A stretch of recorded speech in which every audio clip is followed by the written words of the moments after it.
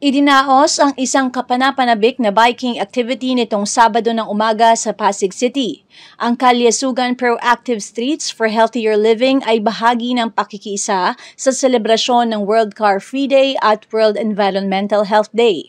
Pinangunahan ng City Health Office ang aktibidad, katuwang ang iba pang departamento ng pamahalaang lungsod.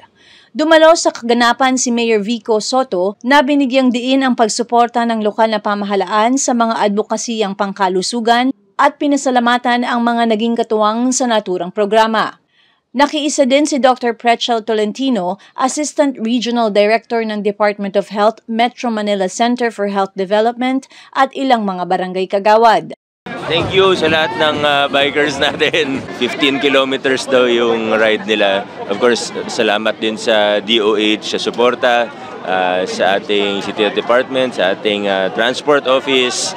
Maraming salamat. At sa lahat ng mga staff natin na nag-overtime, salamat din. Yung mga TPMO nandyan, mga Peace and Order Department natin.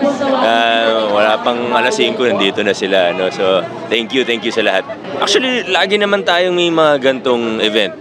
Lalo na mula nung wala na yung mga lockdown, ganyan. Di naman ito yung first natin, di rin ito yung magiging huli. So, looking forward to more events like this. Lalo na pag weekends, tapos yung improvement ng lahat ng natin. So, thank you. Salamat. Mahigit 100 bikers ang nakilahok sa bike ride na nagsimula sa Emerald Avenue, Barangay San Antonio at umikot ito sa iba pang kalsada sa lungsod. Sinundan naman ng maikling programa at paraffol.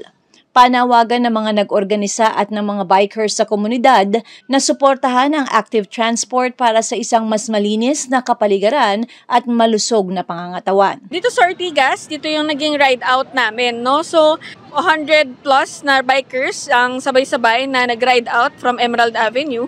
Iikot po sila sa mga streets po ng Pasig, no, around the area po. So, mga ilang barangay din po, naabot po sila ng East Capitol, Pasig Boulevard, no, Mabini, Caruncho, 6th Avenue, pabalik po ng Emerald Avenue din, no. After this po, maghaharin din kami ng short program, kung saan po kami po ay, syempre, magbibigay ng mensahe para sa ating bikers, no, message of support para sa active transportation, bilang isang more efficient way, no, for commuting, kasi efficient ang biking, at nakakasave pa sa environment and healthy pa, no, para sa mga tao.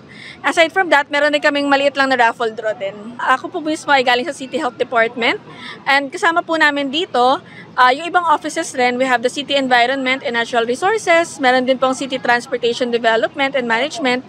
We also have the TPMO, yung mga patrol officers, Bantay Pasig. Also yung mga grupo po ng bikers, meron po tayong Pinay Bikers Community, Bicycle Friendly Philippines, at yung mga marshals natin, yung Pasig Siklista. Kasama rin po natin sila. And meron din po kaming mga naging sponsors po para sa activity na to. We have King's Bike Ride, Decathlon, Courier PH, nandyan din po yung Surge Fitness po. And nagbigay rin po ang Manila Water, San Miguel Foods din po. So ang goal kasi namin is to make itong biking sustainable, no? So right now, for this year, ito pala yung activity, and hopefully for the coming year, we will be conducting another one and hopefully more, no? Sa tuloy na pagsuporta ng local government natin para mapabuti at ma-improve yung mga bike lane natin, mas magiging sustainable at mas makagawa kami ng maraming activity tulad nito. Lahat naman tayo nagko-complain about traffic, nagko-complain tayo ng smog. Saan ba galing yung lahat, di ba? Masyado na maraming kotse sa daan, no? Let's find ways to have a more sustainable and efficient way of transportation. At yun din, no? Share the road, yun talaga importante. Kasi ngayon, based nga sa mga latest data ng Pasig, mas marami na actually yung mga bikers kaysa sa mga nagkokotse talaga. And lahat naman tayo ay gumagamit ng road. Let's be responsible and let's respect each other po. Ng biking, it's for everyone. Yung iba kasi natatakot mag-bike. The reason nila is because high blood sila, diabetic. Actually, these are lifestyle diseases, no? Maganda nga kasi is to prevent yung mga complications ng hypertension, diabetes, yung matataas na cholesterol, is for us to be active and to have good nutrition. So, mas maganda yung na-engage kayo into physical activities like biking. So, yun lang po. Sana po supportahan ng mga Pasigenyo ang mga activity po ng City Health Department. Marami pa po kami in store for everyone po, for everyone's health. Para sa health din namin kasi daily rin naman nag-exercise kami sa Evergreen. Ito, pangalawang times pa lang namin. Pero usually yung sa walking kami. Mga kaibigan namin, dito, nagbabike, sinamahan lang din namin. Tsaka malakas din, para magmalakas din. Para exercise. Mag-bike, mag-jogging, maglakad para healthy ang katawan. Maganda tong halimbawa sa mga bata na para hanggat bata sila, hindi yung late bloomer na rin na iba na tsaka pa lang silang magsusubok kung kailan may nararamdaman na sila. At least, maano ba, hindi agad-agad maaan yung mga katawan nila. Dito nila yung mga hilig nila kaysa sa mga gadget sa mga kabataan na, yun lang ang sa akin.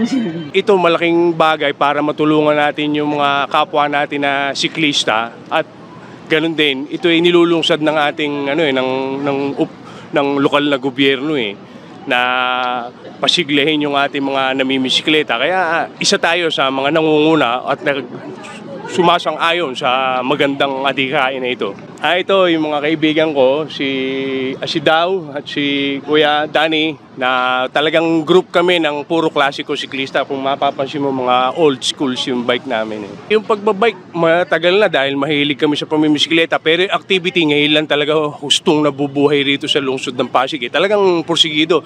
Bagay, noon pa man, meron ng Bike for Life na tinatawag. Pero hindi ako naging active kasi ron dahil ang bisikleta ko talagang luma, kaya hindi ko kaya yung nung umpisa. Pero ngayon talagang porsigido ko dahil ang grupo ko laging nakaalalay sa akin. Sana po lahat ng mga siklista rito sa Pasig, maging sa kahit sa amang lugar, sana maging disiplinado tayo at laging mag-iingat. Hindi po sapat na tayo ay bisikleta kung mabangga tayo ng iba'y pagkakamali nila. Hindi po, responsibilidad din po natin na maging responsable tayo. Ako si Luan Peñano para sa latest ng iNews Pasig.